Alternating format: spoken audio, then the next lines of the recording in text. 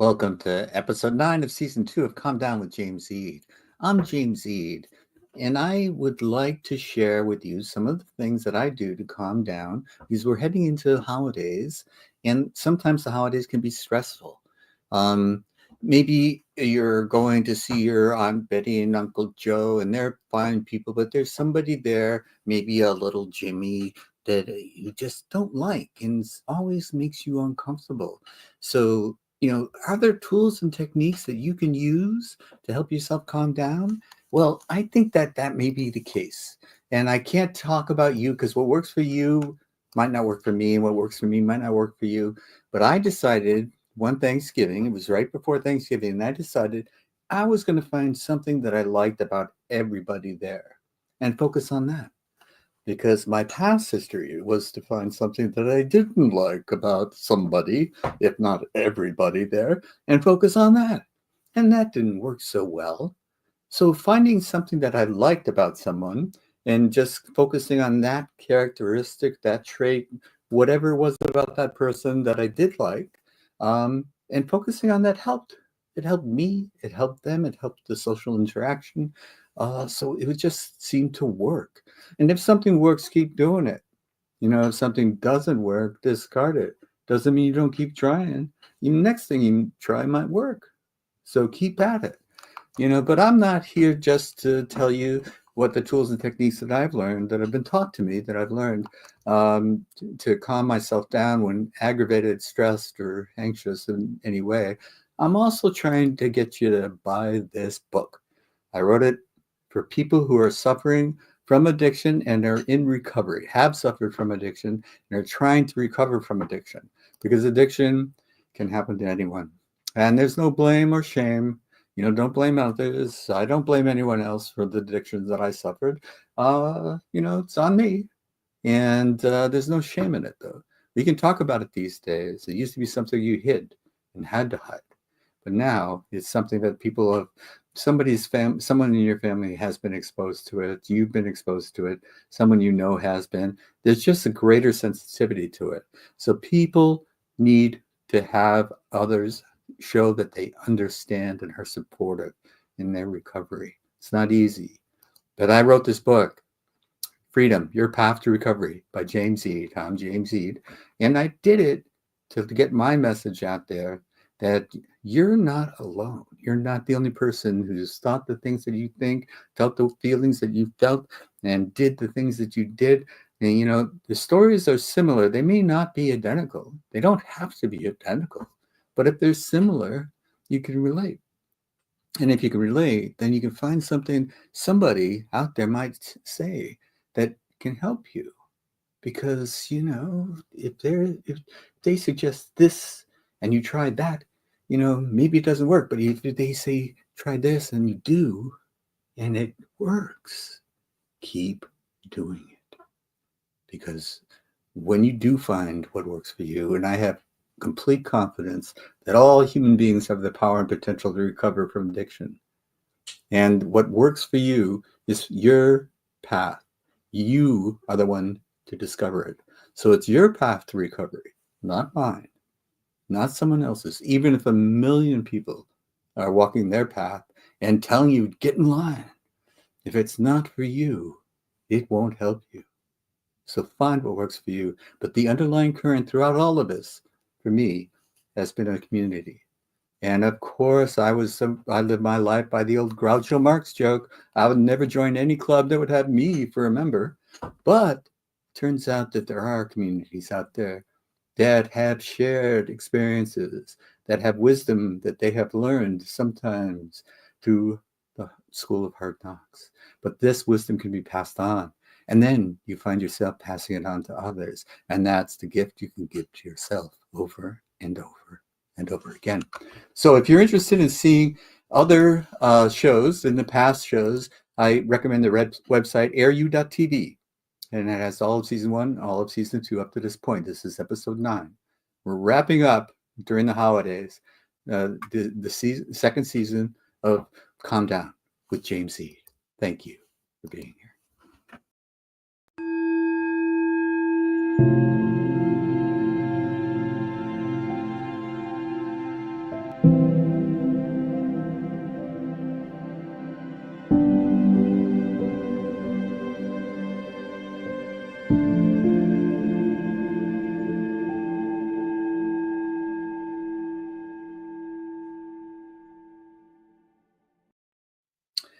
Welcome to Season 2, Episode 9 of Calm Down with James Eade. I'm James Eade, and although we don't tell people to calm down, we can share the tools and techniques that we've used to calm ourselves down. But even if we know these tools and techniques, and they do work for us if we calm down, we still get agitated. So I would like to bring my senior anger correspondent, Rick Rosner, on. Hi, Rick. Hello.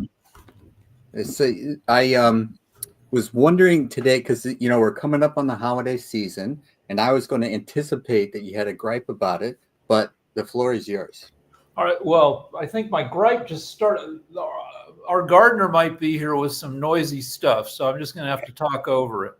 All right. All right. So if you know the Bible a little bit, and that's about as much as I know, you know the story of Exodus, where Yes. Moses eventually leads the Jews out of bondage in Egypt, which may or may not be historically accurate. And then he gets invited up Mount Sinai to get the Ten Commandments from God, gets them, comes back down and finds that during his trip, the Jews had reverted back to idolatry, worshiping a golden calf and doing sex stuff, orgying, and he's all pissed and he throws down the Ten Commandments and that gets him in trouble. He has to go back up the mountain and get another set. And because he screwed up, when they finish their wandering in the desert, the rest of the Jews are allowed to cross the river Jordan, I guess, to the land of milk and honey, Israel, I guess. I don't, and Moses has to stay behind. God doesn't allow him into the promised land, and he has to just spend the rest of his life, looking at the Jews from afar. And I feel like that's where we are with technology. There are people who believe in the singularity. Ray Kurzweil, I think, popularized that term. He says that technology, and particularly AI, is going to make things move so fast that it will answer all questions, make all our wishes come true by the 2040s, which might be a little optimistic, maybe not. But it feels like we are all frickin' Moses, especially those of us who are seniors, looking at the promised land from afar. Now, Kurzweil, I think, is a little older than me. He takes a ton of supplements and tries to keep himself in really good shape to live into the 2040s and reach the promised land. Oh, okay. And I kind of do that, but I don't know that I'm that optimistic that we can make it there where, we get immortality, we get to, pick whatever bodies we want, if we want to be superheroes, if we want to be, I don't know, octopuses and just, and live, forever in a land of pleasure and knowing the answers to everything. And no, we're just short of that. Where it's like we're living in, I don't know, 1908. And, from the perspective of having cars, we have cars, but they're not good. They're weird.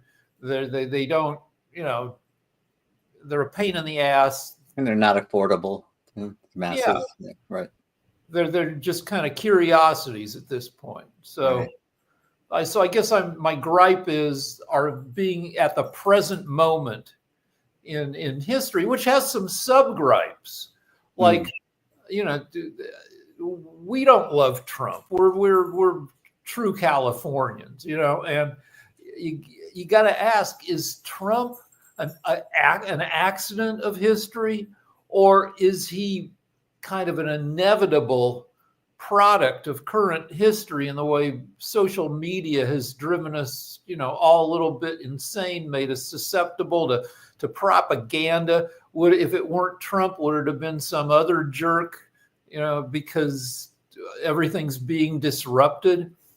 That's a sub gripe there. Another gripe is at the gym. Nobody knows how to go to the gym anymore, where people just go and they sit on equipment just to tappity, just looking at their phones, and usually not even something urgent. I see people watching movies sitting there on the, and you go up to them and you go, excuse me, how many more sets do you have? Which is a nice way of saying, come on, do a set, do something. And then they'll tell you how many sets. Once they hear you, you have to tell them 3 times because the earbuds.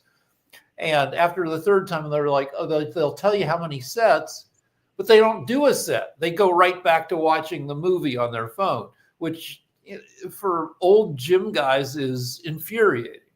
Right. Yeah. Well, that's a lack of social consciousness is sort of weaving through these gripes. People used to feel a social contract.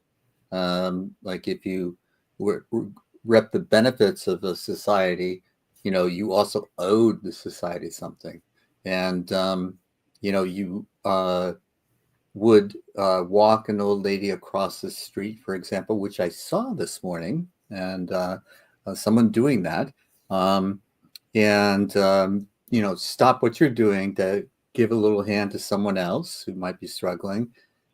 Being conscious of taking up the space that others want, giving up your seat to someone who might not be able to stand on the subway or bus or whatever. These things used to kind of be the absolute norm in our society, and that has been breaking down. And you attribute it to a great deal of this to social media, to the distancing that the social media causes. Am I right in that? Kind of. I mean, it used to be the difference between living in New York City and living in LA. Mm-hmm. LA people were more socially oblivious than New Yorkers, because in New York City, you're on the street, you're walking and running into, talking to people face to face. In LA, people are in their cars. Right. Now everybody's oblivious because we're now in our, digital space. Right. One of the gyms I go to has a 7-foot wide grand staircase. I don't understand the gym's business model. LA Fitness, they built a cathedral of abs, where it's amazing where the ab machines are is next to a 60-foot tall glass rotunda, and like these picture windows that are 20 feet tall. And so you're doing abs, but you're looking out at the whole San Fernando Valley, including the Burbank airport. It's beautiful. It's the best place, I'd say, in America to do sit-ups. Do your abs, yeah. It's beautiful.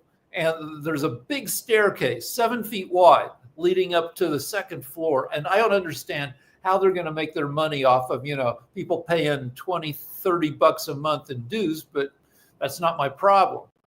But my problem is people just stopping in the middle of the stairs just to do their phones, and it's plenty wide enough if people had any awareness of where they were, but no, just paralyzed, and it's dangerous. If you suddenly stop to look at your phone, somebody might bump you. And these stairs, it's a 20-foot tall stair, probably 30 feet. I don't know. It's 42 steps.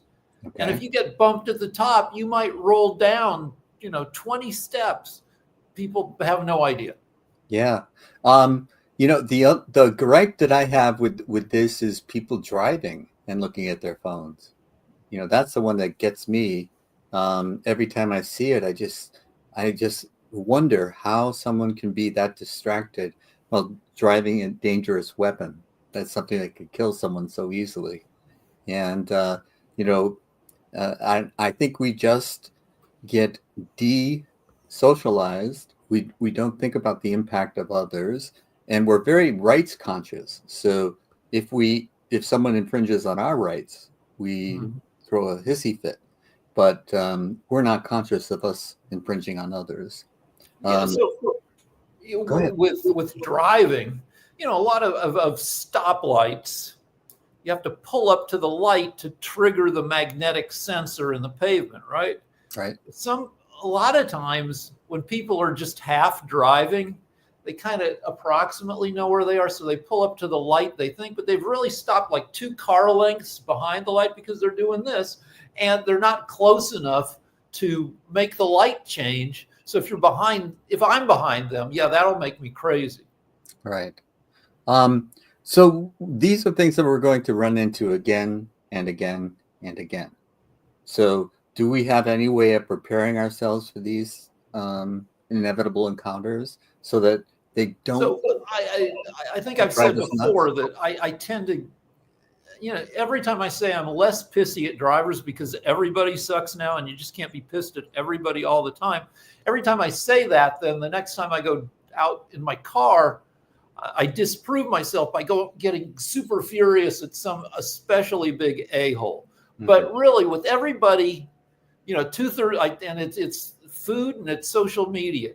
2/3 of Americans are overweight, though that may be dropping over the next 5 years because Ozempic is this miracle drug that makes you less hungry. I guess that's how it works. I'm not sure. Yeah. But people drop a huge amount of weight. Jelly Roll, the country singer, is on the cover of People magazine this month. He said he dropped 110 pounds.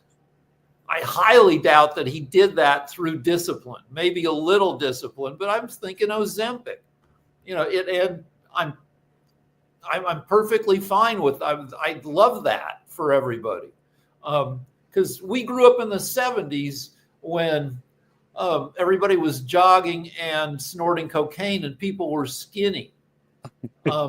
And it was bad for looking at butts because nobody had a butt. I agree. But it was great for looking at boobs because people didn't have much in the way of boobs, which meant that they didn't wear bras. Right.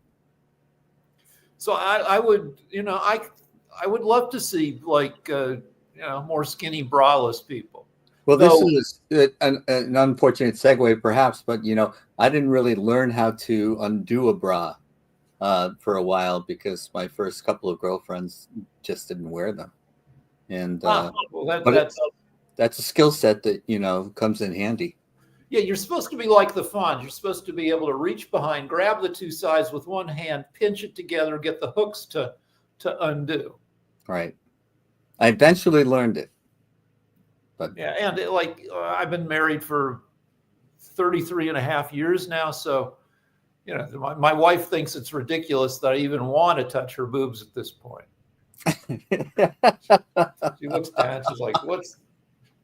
Yeah. But we're visually oriented, so just looking sometimes is and really nothing against people who've had a ton of kids, but we only had one kid, so her boobs aren't wrecked. She made it through with because if you have like 3 kids, like eventually they get deflated after. Yeah, poor women and their complicated plumbing. It's very, very. If I were a woman, I think one of my gripes would be, the wreckage that having a kid, that, evolution is a mofo that it's not interested in anything. Evolution isn't a thing that has goals, but because the way we evolved, it's the effect is that, what sex does to our bodies and to our well-being is much less important than making the next generation. Well, you started with the biblical thing, and it's go forth and multiply was the prime directive. And for men that meant to multiply as many women with as many women as possible. And women needed someone to take care of them when they were giving birth. And, so evolutionary, it was a very, very mixed bag for long-term relationships, it seems to me. The 2 presidents I consider the worst presidents of our lifetime became president because of sex making men have terrible judgment. So Bill Clinton, most powerful guy in the world, can't keep it in his pants. Can't just jerk off after everybody's asleep the way, most guys do. He had to jizz on Monica Lewinsky, who kept the dress. If it weren't for that, then Al Gore doesn't get pissed at Clinton for defiling the presidency. He uses Clinton, who remained popular throughout his impeachment, which, for lying about sex. Al Gore is like, and doesn't use him. Al Gore narrowly, by the narrowest of frickin' margins, loses that election, gives us George W. Bush, who gives us the Iraq War, which was a terrible waste of life and money. Yeah. Put that on Dick then, Cheney. Yeah, Anthony Weiner gets caught again and again doing porny stuff on a computer.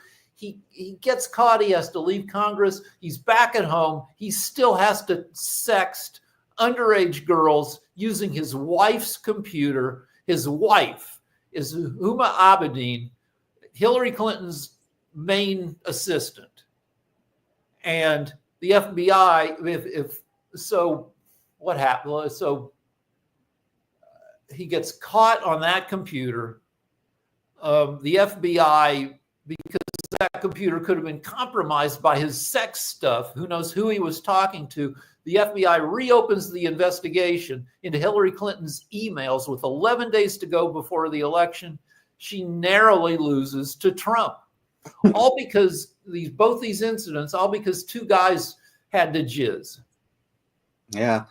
Well, excuse me. I wouldn't know this, but I assume that powerful men love the attention and get off on it. And I think that their IQ is lowered when, like, Monica Lewinsky allegedly raised her dress to show him her thong underwear. And, I think Bill Clinton, who was a Rhodes Scholar, immediately became half as smart, which would make him stupid. Your brain, there's a hot theory of neuroscience that says your brain exists to predict what will happen to you in the next moment, every single moment. It gets you ready because to take on the world, whatever the world is throwing at you in the moment, so you survive, so you reproduce. Right. But the trouble is with sex, your brain gives you bad information. Yes. It tells you sex is really important. It says it'll be okay that you're mentoring Monica Lewinsky, and that if the price of mentoring is that she, jerks you off or blows you, well, you're both getting a good deal. She gets to be with the president of the United States and learn from him, and he gets to jizz. Yeah. So let's focus on one gripe. Let's talk about car rage. It seems like something that we can do something about. Because as you said, you can't get pissed at everybody all the time, but we inevitably get mad at the specific person who is doing something very stupid in our presence. And I'll tell you one thing that I do now. When I get behind traffic that is moving slow and the red light turns green and the first car doesn't go, that has been one of my triggers. It's like, come on, we're all in a long line here. We're not going to make it to the light turns again unless you go. And so now I tell myself to get out of the way. I'm not talking to the cars in front of me. I'm talking to me. Get my ego out of the way. I'm going to get where I'm going when I get there. And I can't control the guy who was probably distracted on his phone or whatever, but didn't see the light change, even though he's the first car, which I think has a responsibility to the rest of the people in line to go when the light changes. Yeah, so you give yourself 3 extra minutes to get where you're going. Yeah, that's exactly right. That's a good practical tool to use, to always anticipate something will delay you. But in New York, the cabbies go on their horns as soon as the light changes, even if you're moving. They're telling you, hurry up. One thing is be a compromise in there. I game it out. Well, for one thing, I generally give people I don't get pissed at the first honk much anymore. Just like, go. But if they're still in front of me at the next stop sign or traffic light and they do the same stupid shit again, then I start to get really annoyed.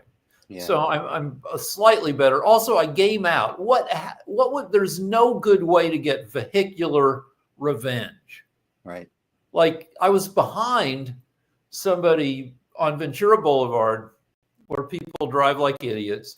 And they did a U-turn right in front of me, which is very illegal on a busy. Dangerous. Right. And I honked, and that caught the attention of some cops, and their siren goes on and they pull over the U-turners. And for a couple minutes, I was like, yeah. And then I thought, because like that is pretty excessive for one stupid move. Those guys are going to get a ticket that'll, run $280 with fees and everything, and like they're going to have to go to traffic school or something to get out. out. And it was like, like I don't know, their insurance, but like either you if you go for something revengey, like you get in a deal where you cut them off, and so say you succeed. So have you taught them anything? Probably not. If you did, you made them a better person. Well, that sucks because they're an a-hole. And I didn't want to they don't deserve to be made better. Like there's no good resolution to the thing. The main thing is, though, when we get aggravated in our cars at someone else in their cars, cortisol is flooding our veins, and, we're taking supplements to live longer and stuff. Well, this is totally counterproductive for us. So taking a deep breath helps me to just not allow my own body to engage in the adrenaline spikes, the cortisol spikes. Those are the types of things that I want to avoid. Even, if someone has done something demonstrably wrong, illegal, or uncivil, whatever, it's up to me to manage my own response to it. Yeah, I just realized there is something that I unconsciously do. That my wife got me Sirius XM satellite radio. Mm-hmm. Now they'll give you an intro deal for like $6 a month. Then that runs out after 6 months. And then you have to call them again, and then they're going to tell you it's $20 a month. And then my wife's really good at this. She's like, well, I can't afford that. Just cancel it. And they're like, how about 14? Right. And then she's like, still too much. And she talks them down. But anyway, I have a stand-up comedy. That's all my channels are stand-up. Uh-huh. And, each little bit, it runs about 2 or 3 minutes. Uh-huh. And if I'm driving and somebody's like screwing me up,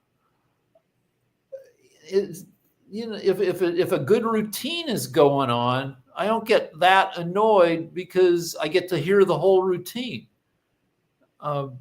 So I don't know, that I just realized that's probably a big part of me not going nuts, because it used to be I just had regular radio, which is a disaster, right? You've got talk radio, which is like usually right-wing politics, which raises my cortisol levels. Right. But with comedy, it entertains me. It also, I hope, makes me better when I'm writing jokes. I get to hear how other people construct stuff. Right. And one final segue: when you're writing jokes, do you bounce them off of other people to get feedback before you or come to not final joke? Or not, like my wife is not. My wife has a pretty good sense of humor, but her bar is set super high. She doesn't watch a whole lot of like late night monologues. She generally gets bored with SNL's Weekend Update. Uh-huh. And Weekend Update, SNL has like 30 writers, probably 8 or 10 of them are largely dedicated to Weekend Update. Mm-hmm. So you've got, they might be picking jokes out of 1,000 jokes that have been written during the week. Right. Picking the best, 10 or 12 or 15. Right. whatever, right? The So subset. even there, like that's a soup. Those jokes are the best of the best. Uh-huh. Um, so my wife, who's like, I'll tell her a really good, like, a joke that works really well. Um, here's a joke she freaking liked. Um, I'm going to screw it up, but that Spirit Airlines has gone bankrupt. But the silver lining is that they can turn their jets into flying Spirit Halloween stores without changing the signage. Oh, So that's a that, good that one. that works pretty well, and Yeah. she liked that one. But that's like it relies on the coincidence of the name Spirit, Yeah. and you don't usually get that lucky. So Right. if I run a joke by my wife, it's either not that funny or anybody could have written that. Oh, And then I'm like, but not anybody did. And just because anybody could have written it, that means that it could be a good joke because everybody, remember how Johnny Carson would do a Elizabeth Taylor is fat joke just about every night? uh-huh. The reason is because everybody knew that little fact that Elizabeth Taylor was fat. And back then you didn't have as many visual aids as modern late night monologues have, Yeah. where you can show a clip and then joke about it, or you can, back then it was just you on stage, and if you wanted to tell a bunch of jokes really fast, you had to rely on the stuff that people knew. This is interesting. I thought I must have told myself a lie. It's last segue. I hope this time is true. But Weekend Update, Saturday Night Live, when it first came on and we were first watching it, we thought it was hysterical. But later on, you look back and they're much funnier now, but they don't have that unbelievable, like, oh my God, they said that on TV kind of experience. 50th, this is the 50. We were there at the beginning in high school. I mean, and this is their 50th season, so they know what they're doing much more. There's a whole movie out now about that very first episode that shows how much they didn't know what they were doing. Yeah. And they're much, they know they've been doing it for 50 years. Yeah. Even so, only about 35-40% of their stuff hits because it's hard to be consistently funny. You just have to take a shot and see what happens. But, like Chevy Chase was imitating Gerald Ford by stripping and stuff like that. Compare that to Dana Carvey and his spot-on impersonations. And Dana Carvey is back on the show. He's 70 years old. He's doing Biden, and he's freaking great he's playing a senile old man who says the same thing, it's not hot. I'm not kidding, folks. It's not hyperbole. And he's doing it, and it's great, though it makes you sad because But well, Rick, thank you so much for sharing some of your gripes and talking a little bit about what we can do about them, because what works for you, like putting somebody a comic on the radio, that actually helps you, and so everybody has something that's going to work for them, and it's just our job to find it. So thank you again. It's a pleasure spending time with you. You too. Thanks for having. You bet. Bye-bye. Okay, that was their senior anger management, Rick Rosner, and this has been season 2, episode 9 of Calm Down with James Eade. Thank you for tuning in, and find what helps you to calm down, and remember to use it when you need it.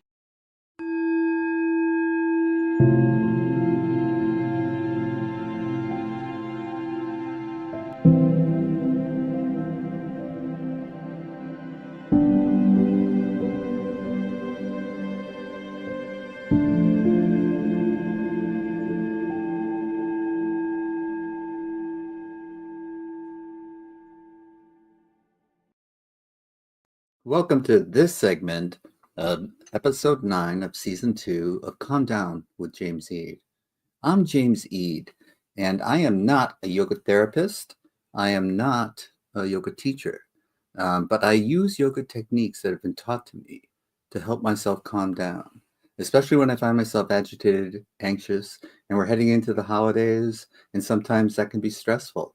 So these techniques and tools can be very helpful. So I have brought on a yoga teacher and a yoga therapist, Yudhishthira. Hello.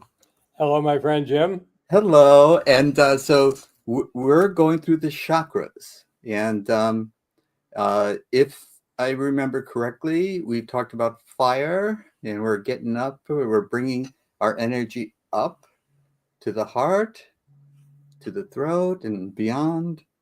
Well, Episode, stay tuned for, yeah. we have made our way up to the throat chakra. Okay. And as always, I mean, it's worthwhile to, again, put things into perspective. As you Sure. know, I'm a classroom science teacher as well as a Right. yoga teacher. And there's a wonderful young man in my science class. I say wonderful, and I mean it because he is bold enough to challenge me and ask questions, and actually, he's not just passively taking in whatever I say. Yeah. And yesterday it came up. This we were in a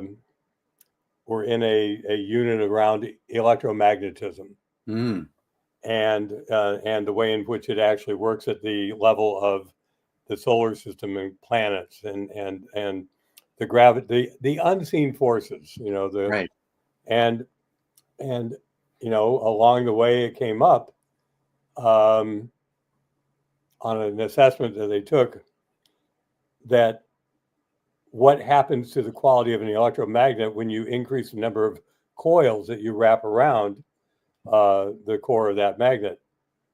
And the answer, of course, is that the magnet becomes stronger because there's more energy flowing around it. And because of the school I teach in, which is a yoga-based school, I'm free to turn around and say there's a corresponding equivalent to this in terms of yoga, which is the chakras, and the fact that we have, neither of the two images I've shared with you actually do a great job of it. But the way in which the chakra system is actually arranged is not unlike an electromagnet. And that is to say that there are these two coils that go around and through the chakras themselves. And that one of the fundamental precepts of my guru, Yogananda, was that the greater the will, the greater the flow of energy. Now, that's not really all that earth shattering right now because of the fact that, we all know, that if you want to get something hard done, you're going to have to put more energy into accomplishing what you want to do. But Yogananda made it very clear, almost in a scientific way, that the greater the willpower, the greater the flow of energy. And so it is, the greater the flow of energy around these chakras that we're exploring, the greater the magnetism that we were able to generate. Now, when I say generate, it's not as if it's our energy, because we don't start the energy, but we do have a level of control over it. And so this young man who was, again, I thanked him afterwards, after class, again. But his response was sort of a knee-jerk reaction, but it was an interesting one because it's so common. Mm-hmm. And that is to say that we had just gotten done watching a video on, this may become obscure here at this point, but on the search for Planet 9. Mm-hmm. Yeah, Pluto. Right. And all of the evidence points to the existence of Planet 9. Mm-hmm. And that is to say that the movement of bodies, including the outer two gaseous planets, especially Uranus tipped on its side, those are all indicators of a massive body that we simply have not been able to discover. And the erratic movements of Neptune and Uranus indicate that this is so. Right. And the movement of other bodies within the Kuiper belt out there Right. also point to this. Right. So, but it brought in these two physicists who had these opposing views. One who discovered the Kuiper Belt, and the other who is a much younger guy and is convinced that Planet Nine exists. And they're both using science to make clear, their position. But both of them are open to the possibility they might be wrong. Mm. So, but the fundamental practice of science is it exists within yoga as well. And that is to say that you take the knowledge acquired from others from who came before you, you accept it because it has been tested over and over again. Right. And you begin your research from that point. And that's exactly how it is with the chakras as well. Is that when it comes time to say, well, this is a nice, interesting model, it's a nice little philosophy, but what it is not a religion, it is not dogma. People can feel free, it's not a belief, it is simply something that can be assessed for oneself. Mm-hmm. But just like any great scientist, one needs to have the willpower, the desire, the focused attention, the curiosity to see whether it's true. Right. And if I may, I wanted to say two things. One was that, I totally understand and agree with what you're saying. I read The Search for Planet Nine when I was in elementary school, and it was fascinating. And, so this Neil deGrasse Tyson has talked about, is it a real planet now? So is it a dwarf planet, or does it fit into a label of planet? That's one thing. And the other is that you mentioned two coils in the chakras, and I didn't quite follow the coils there. Yeah. All right. Well, the whole thing about Planet Nine is that it appears that there is something out there. Yes. Yes. And by the way, it led to a famous Ed Wood science fiction horror film from 1957 called something from Planet Nine. What was it? I can't remember, but I know what you're talking about. Yes. Yeah. It was one of those just ridiculously bizarre. As his all Ed Wood, in fact, they made this wonderful film about Ed Wood. Yeah. Hilarious. Because he was such a bizarre, creative guy. Yeah. But anyway, I'm sitting here still trying to think about the name of the movie. But what was the other thing you said? Oh, the coils. Yeah. Okay. Here's the model that is usually given: is that we have these two nasal passages, and they are sort of the outward representation of two pathways. Those two pathways are oftentimes showed on diagrams of the chakras as two peripheral pathways that go on either side of the main pathway. Do you have one of those images to pull up? That one doesn't show it. That one does. All right. So if you look at the black, the drawn out loops that go from chakra to chakra. Right. All right. Those are called the Eade and Pingala, and you can see them there. IDA it comes out as Eade, and it's right around the heart chakra that they're labeled, and Pingala is the other one. And we can access the energy that moves through those with certain yoga techniques. So you can go ahead and take that down. Right. Yeah, I get it now. Thank you. All right. And so and you've been around yoga enough to know that there are these mudras that we use where we bring fingers down and do this. Right. We guide the breath. And so the natural flow is up, left, and down, right. Or since I'm mirroring, up, left. Well, no, I'm not mirrored, am I?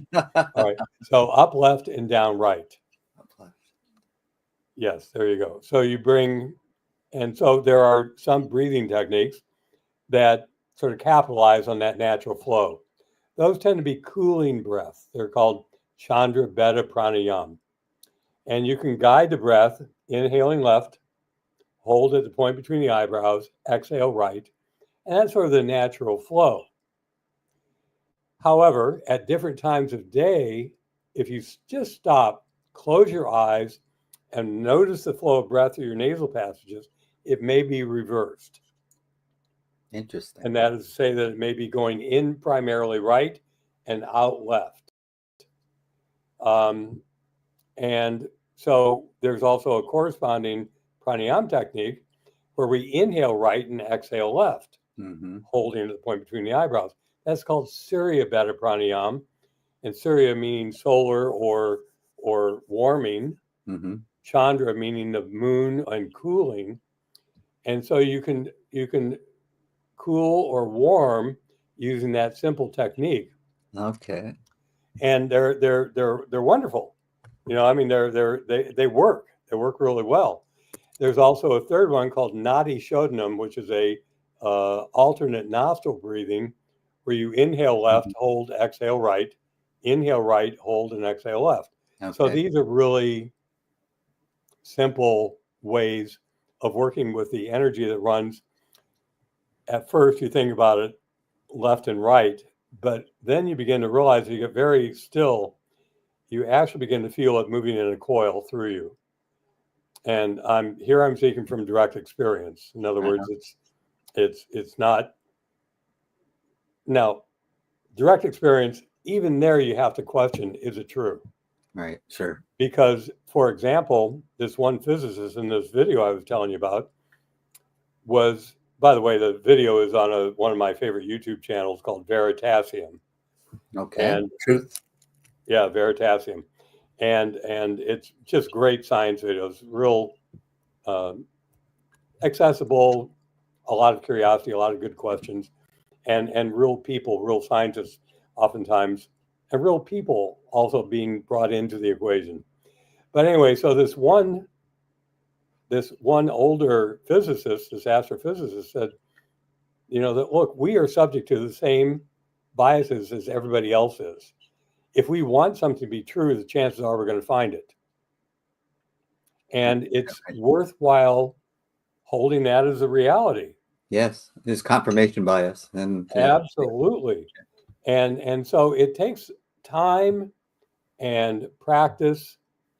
But again, there is this willingness to turn to those who've come before you. In my case, I go to the line of gurus, including my teacher, Swami Kriyananda, his guru and my guru, Paramhansa Yogananda, and a series of yoga masters who conveyed one by one this information until it became accessible to anybody who wants to hear it. And it just so happens that me being who I am, it's teaching is part of what I do, and I enjoy knowledge and language and things like that, as do you. You know, I mean, it's one of the things that you and I overlap on, and so but I also have all this science in my background, and so I'm not going to throw out all that science over something that is just about belief and dogma. So I have applied over the last 35 years the same basic question, the scientific method, like, how do I know this is true? Sure. And it's through experimentation, right? And it's through duplication, that is peer review, and others experience the same thing, right? And the truth is, yes, they do. Does everybody experience everything? No.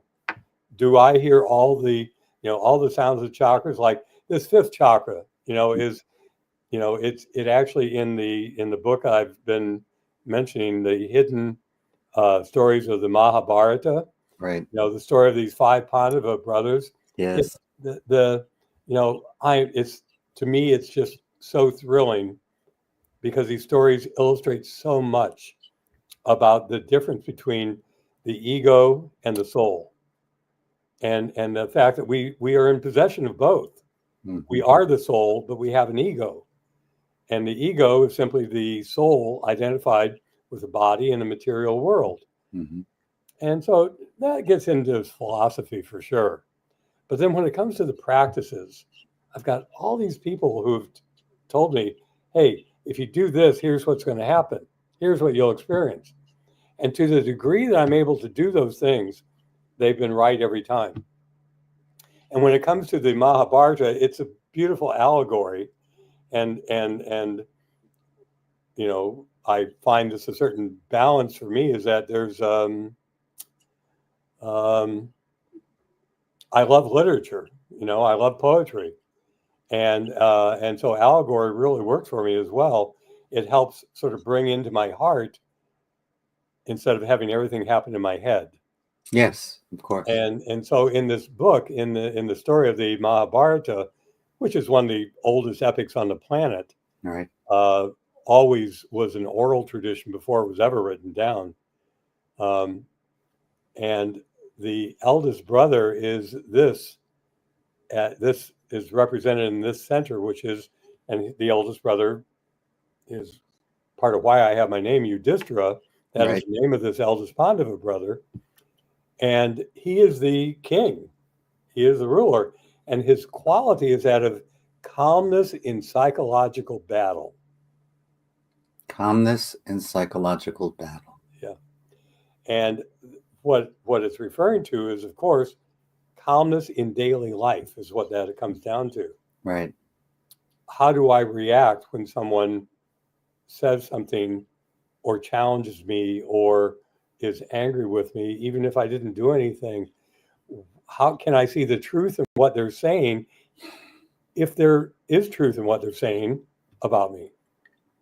I was thinking about you recently this week because, in terms of this thing about the chakras and about this astral anatomy and the whole model of the whole view of creation that I have taken on: karma, reincarnation, the nature of the soul, the nature of the energy body, all these things. It's easy to for people who will immediately watch an episode of Veritasium and accept everything the scientists say is true, but then you talk about the chakra system and they immediately dismiss it. And that is, your famous line is that Contempt.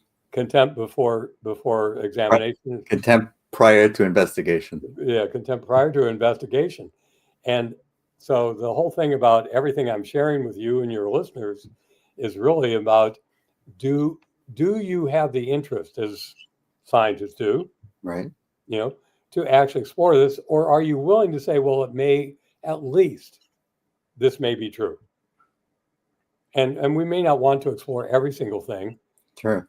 but as soon as you open yourself up to other people's realities, it immediately allows your heart to be open to them instead of closed. One of the things that I tell myself every day as part of my morning rituals is to meet people where they're at. And it's not always been the case that I have done that. And trying to correct someone was more likely to have been me in the past, and get them to understand me rather than to understand them and meet them where they're at. Yeah, we think that by explaining something more that they're going to get it. Yeah. It's just, yes, a foolish endeavor. Yes. But this fifth chakra is a really powerful chakra to work with.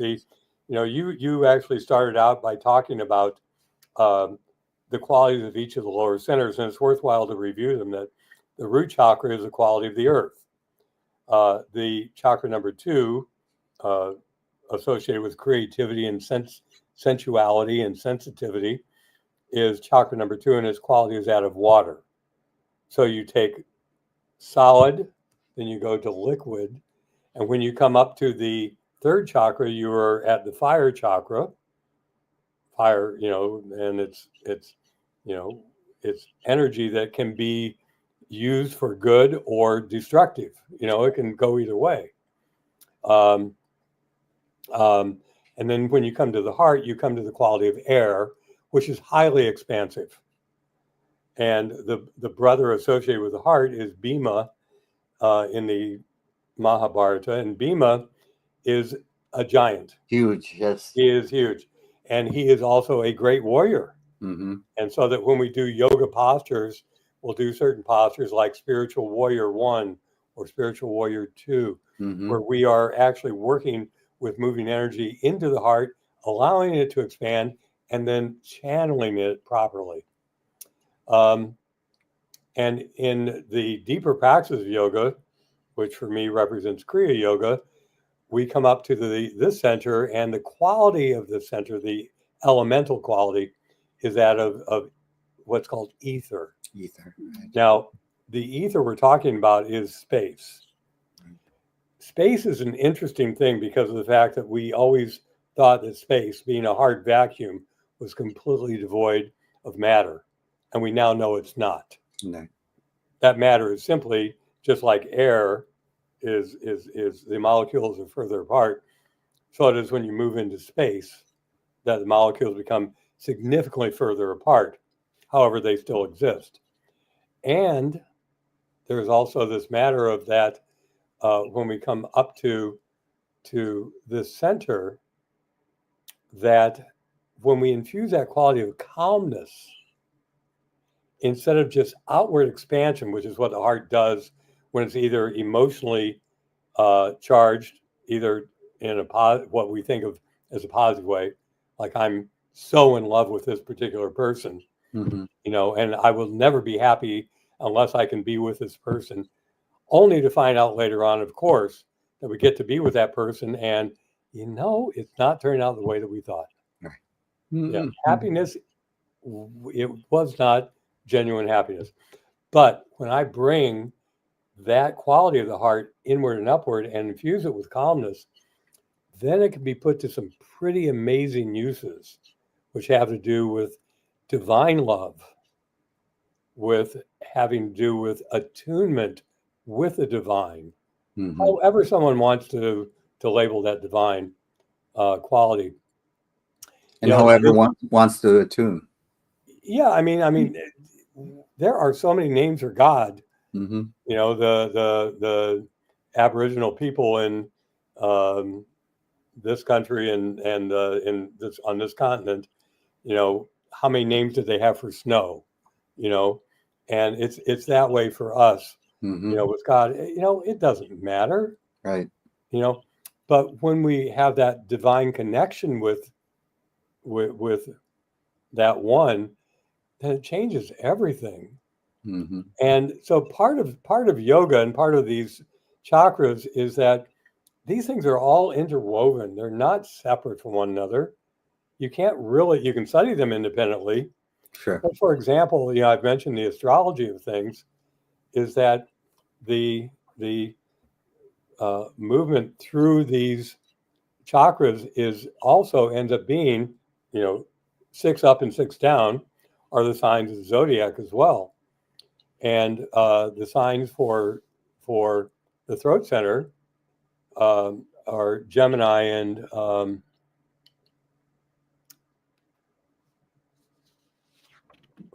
I forget, Gemini and Virgo. And so if you're going around the chart, you'll come to those two and there'll be corresponding places on the circle. And so I am a Gemini. It all fits together perfectly for me. The planet is Mercury. And there is no doubt that I have had to work throughout my life to not be mercurial, Mm-hmm. and I still can be shocking to people because we'll be talking about something and I will be totally invested in that conversation. And I'll also notice something out there, like a 59 Mercury that I am really attracted to, Mm-hmm. or something like that. Sure. And then my mind will go to Steve Miller and buy me a Mercury and so it's all that happening over here, but I'm still able to focus my attention over here. Mm-hmm. So these things really do fit together, and for me, I can witness it in myself. The deeper quality of this center is one of the stages of yoga, and those came up a little bit more last year or in the first season. And the stage of yoga, you'll remember they begin with the yamas. Yes. the way we behave in the world, the niyamas, the qualities of inner behavior. Then pranayam, or asana rather, that is yoga. How we can hold our body? Can we hold our bodies still, Right. or in a yoga posture? Can we hold our Right. bodies still and let energy flow through us? Pranayama, which is can begin to control the energy that flows through Right. us. Then pratyahara is very much a fulcrum. It represents the point at which this path of yoga tips from outward to inward. And Yeah. pratyahara is the interiorization of our awareness. When we begin to work in the chakras, we're working at that level of pratyahara. And so there is a stage of going deep where there is nothing. I have this young friend, he's a science student and also a friend of the child of a dear friend. Mm-hmm. He is such an avid reader, and he is so absorbed in books that you have to call his name 3 or 4 times to get his attention. Right. And it's that kind of single pointed focus that is required for pratyahara, to go interior, to interiorize your awareness until there's nothing else. And that's when we begin to experience directly and the sounds of the chakras. The sound of this particular chakra is it's like wind through the trees. If you're in the forest, and it's not the wind blowing, it's a sound that is emanating from the wind moving through the branches and leaves of the trees. And so if someone, or it's the sound Yes. of going to the ocean and the sound after the wave washes. It's that sound. And so these things can be experienced, but by being open and curious about these things, it's how we make spiritual progress. And it really is no different than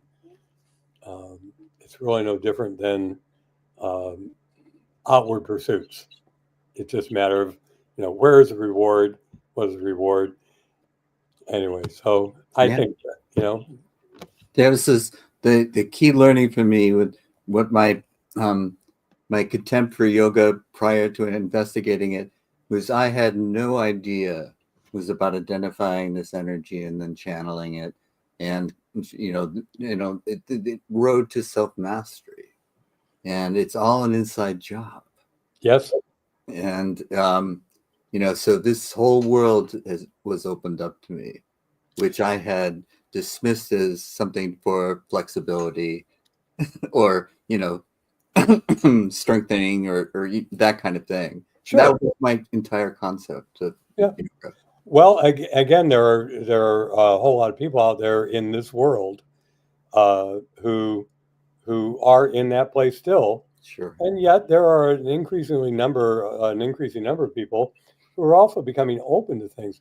Yes. I remember driving across the country in 1960s when you're out in the middle of Wyoming and you could only get 1 or 2 radio stations. And they tended to be hardcore, fundamentalist preachers. And I remember it wouldn't have been the 60s because I was already, it would have been the 80s, I guess. But nonetheless, I was already aware of yoga. I was practicing yoga.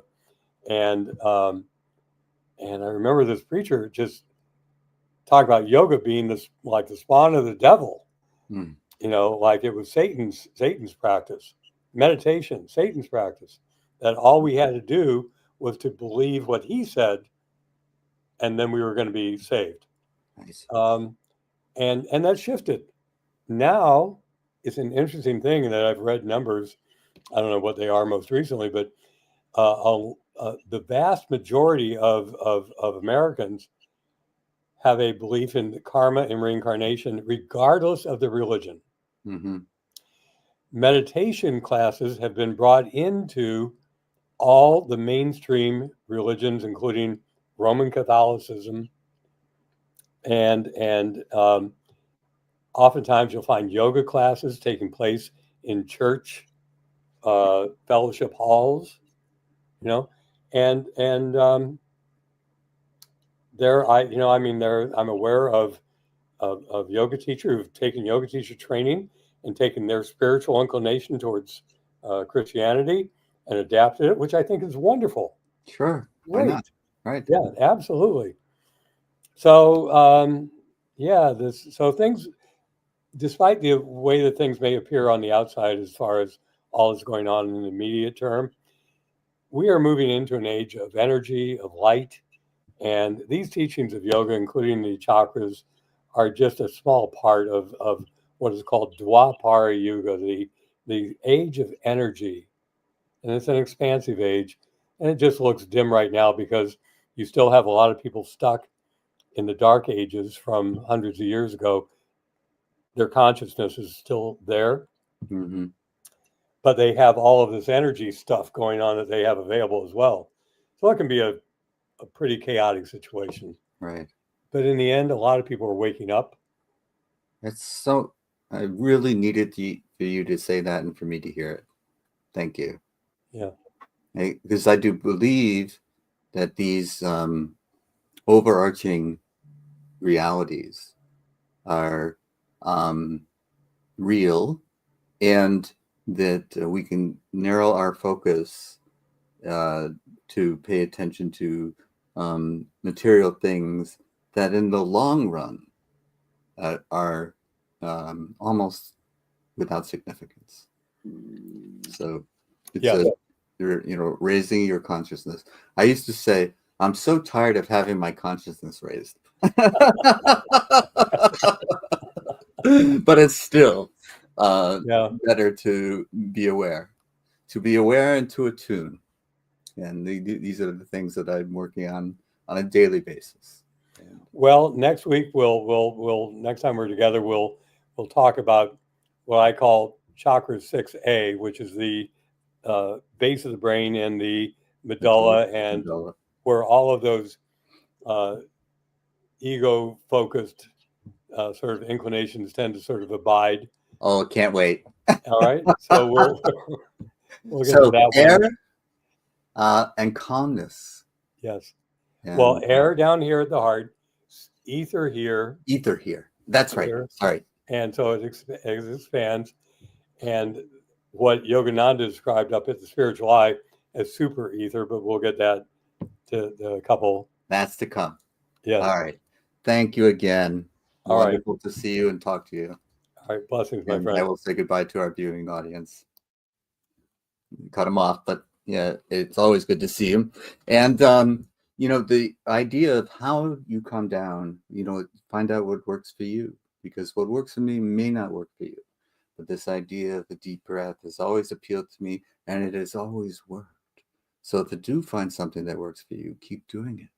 And as always, Divya Devi will be, Divya will be on to calm us down, to close the show from episode 9, season 2 of Come Down with James Eade.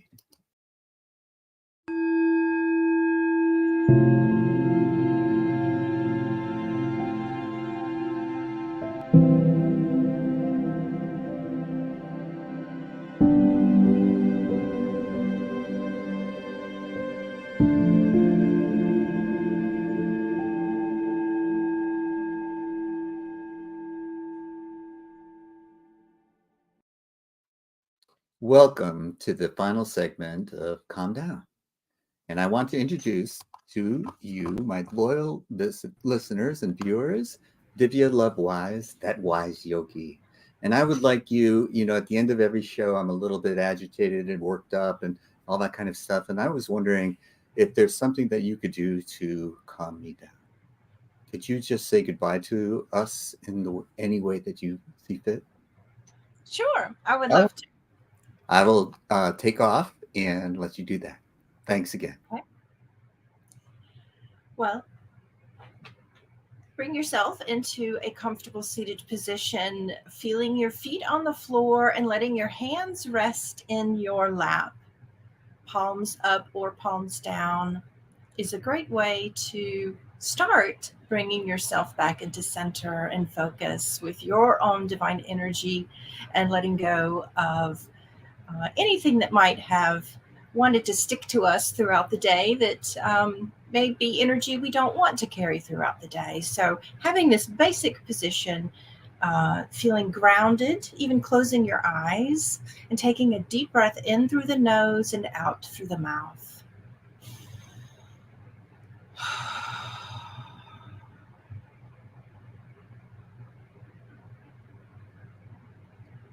And one of the ways we can bring ourselves back to center is observing with our senses what we can feel, the temperature of the air in the room, observing any sounds that you hear.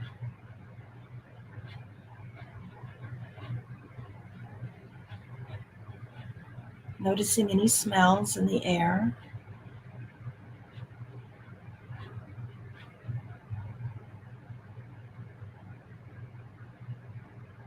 And then bring your awareness to your breath.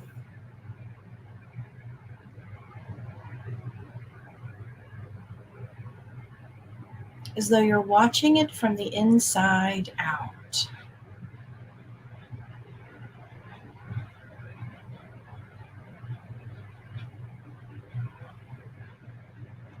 Watching the inhale wash into the body.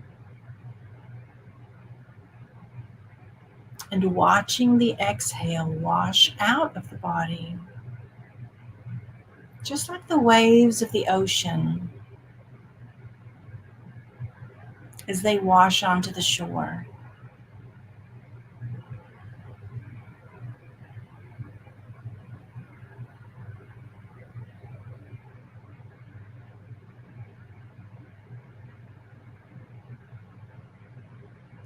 And if you find your mind still wandering, you can even place one hand on your lower belly and one hand on your heart so that you can feel with your hands this breath washing in and washing out.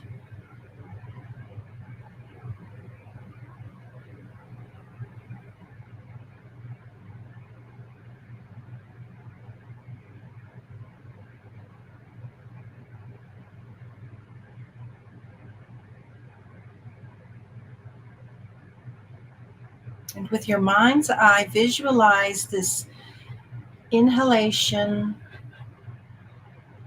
and exhalation as an internal shower, clearing away your energy so that it's refreshed,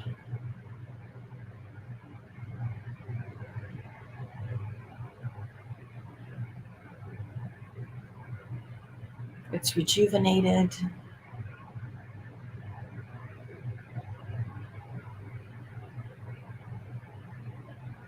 and it's restored.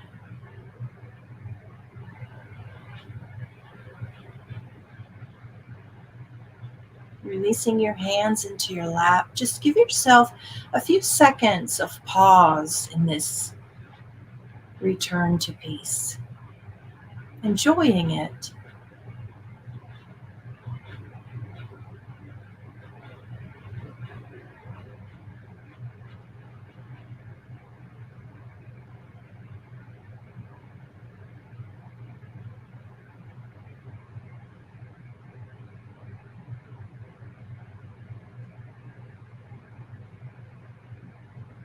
When you are ready, you can open your eyes, wiggling your fingers and your toes, feeling grounded in your body, grounded in the best part of yourself, and you can go out into the world and carry that best part in the forefront of your mind and your heart.